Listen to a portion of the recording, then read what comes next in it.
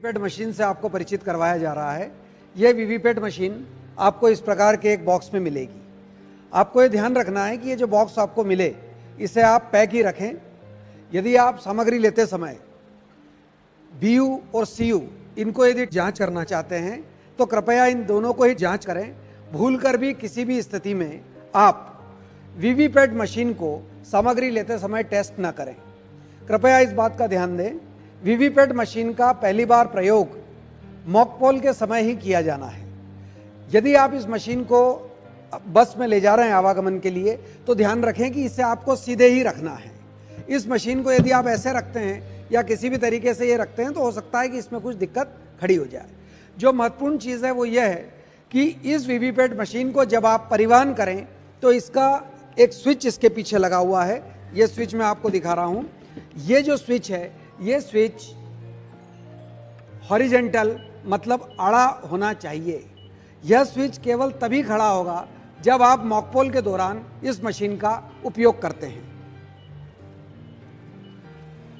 और भी कई सावधानियां हैं जिसके अंतर्गत मॉकपोल जब आप करेंगे तो आप ध्यान रखें कि मॉकपोल की जो पर्चियां इसके अंदर हैं, इन पर्चियों को आप निकाल कर एक काले लिफाफे में सील करेंगे और काले लिफाफे को एक प्लास्टिक के बॉक्स में रखकर आप पिंक पेपर सील से उसको सील करेंगे। इस सारी प्रक्रिया को हम आपको परिचित करवाने जा रहे हैं। इस प्रक्रिया से परिचित करवाने के लिए अब आप कृपया इस पूरी प्रक्रिया को ध्यान से देखें कि किस प्रकार से इस यूनिट्स को जोड़ा जाता है और यह यूनिट अपना कार्य करती है। ईवीएम की तीनों इकाइयों अर्थात कंट्रोल यूनिट, बैलेट यूनिट एवं वीवीपैट को आपस में जोड़ना।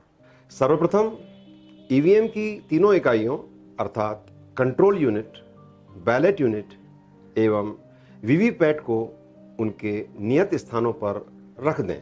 अब बैलेट यूनिट अर्थात मतदान इकाई की परमानेंट केबल अर्थात स्थायी केबल को वीवीपैट के पिछले हिस्से में स्थित सॉकेट से जोड़ दें।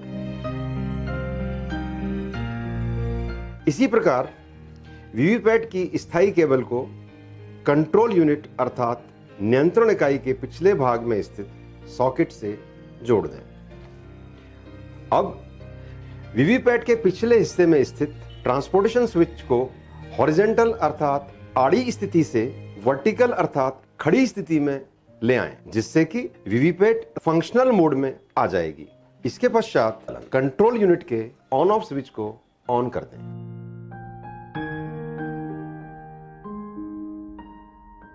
दिखावटी मतदान अर्थात मॉकपोल का संचालन करने के लिए सबसे पहले ईवीएम की तीनों इकाइयों को कनेक्ट कर दें। इसके पश्चात कंट्रोल यूनिट के ऑन ऑफ स्विच को ऑन कर दें। ऐसा करते ही वीवीपैट द्वारा 7 पर्चियां जारी की जाएंगी।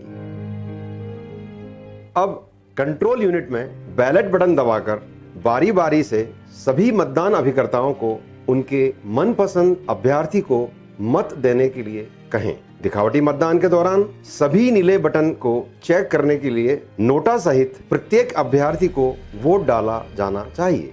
इस प्रकार के दिखावटी मतदान के पश्चात क्लोज बटन दबाकर मतदान समाप्त करें। अब रिजल्ट बटन दबाकर मतदान अभिकर्ताओं के सामने दिखावटी मतदान के रिजल्ट का प्रदर्शन करें।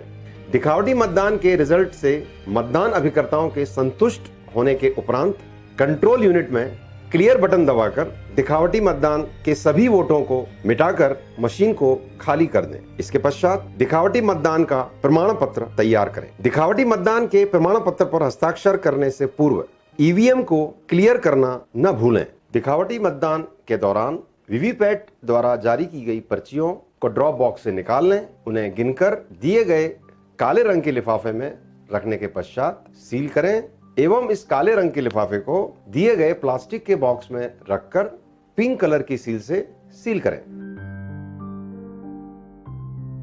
हरी पत्र मुद्रा अर्थात ग्रीन पेपर सील से रिजल्ट सेक्शन को सील करना। हरी पत्र मुद्रा का क्रम संख्यांक नोट कर लें।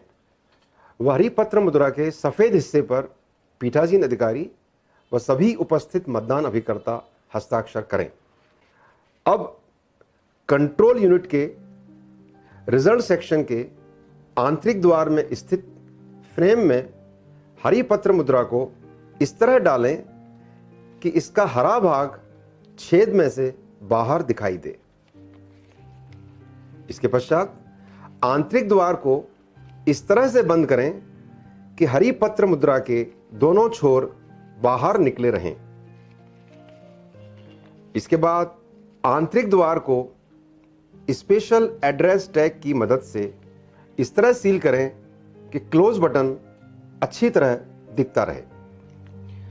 अब रिजल्ट सेक्शन के बाहरी द्वार को इस तरह बंद करें कि हरी पत्र मुद्रा के दोनों सिरे बाहर निकले रहें।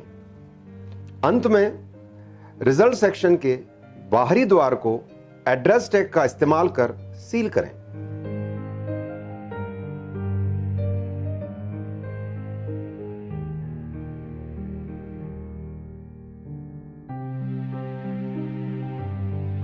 ABCD आउटर स्ट्रिप सील से कंट्रोल यूनिट को सील करना। हरी पत्र मुद्रा लगाने के पश्चात ABCD सील के भाग A के स्टिकर को हटाकर भाग A को हरी पत्र मुद्रा के निचले सिरे के नीचे रखकर हरी पत्र मुद्रा का वो भाग चिपका दें। अब भाग B के स्टिकर को हटाकर उसके ऊपरी लेयर पर चिपका दें। इसके पश्चात भाग C ऊपर की तरफ आ जाएगा। अब C भाग के स्टिकर को हटाकर हरी पत्र मुद्रा के दूसरे सिरे को C पर चिपका दें। अब स्ट्रिप सील को क्लोज बटन की विंडो के नीचे से कंट्रोल यूनिट पर बाईं ओर से घुमाकर कंट्रोल यूनिट को कवर करते हुए दाईं ओर से ऊपर लाएं। इस प्रकार D भाग ऊपर आ जाएगा। उसके स्टिकर को हटाकर हरी पत्र मुद्रा के ऊपर चिपका दें। ईवीएम की विभिन्न एरर अर्थात त्रुटियों के मैसेज का अर्थ। यदि कंट्रोल यूनिट के प्रदर्शन खंड अर्थात डिस्प्ले सेक्शन में प्रेज्ड एरर का मैसेज दिख रहा है तो इसका अर्थ है कि बैलेट यूनिट का कोई नीला बटन दबा रह गया है अथवा जाम हो गया है। ऐसी स्थिति में उसे फ्री किया जाना आवश्यक है। नीले बटन की जांच करें और उसे फ्री करें। यदि कंट्रोल यूनिट के डिस्प्ले सेक्शन में बैलेट यूनिट नॉट रिस्पॉन्डिंग इस प्रकार का मैसेज दिख रहा है तो इसका अर्थ है कि बैलेट यूनिट की स्थायी केबल वीवीपैट से सही तरह से कनेक्ट नहीं है अथवा वीवीपैट की स्थायी केबल कंट्रोल यूनिट से सही तरह से कनेक्ट नहीं है।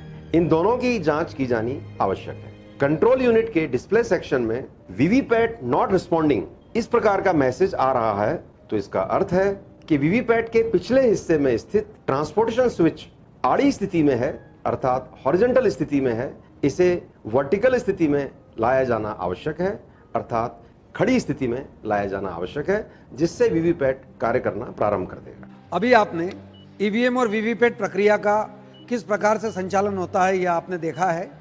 जब निर्वाचन अपने निर्धारित समय पर समाप्त हो जाए उसके बाद आपको निम्न प्रक्रिया अपनानी है।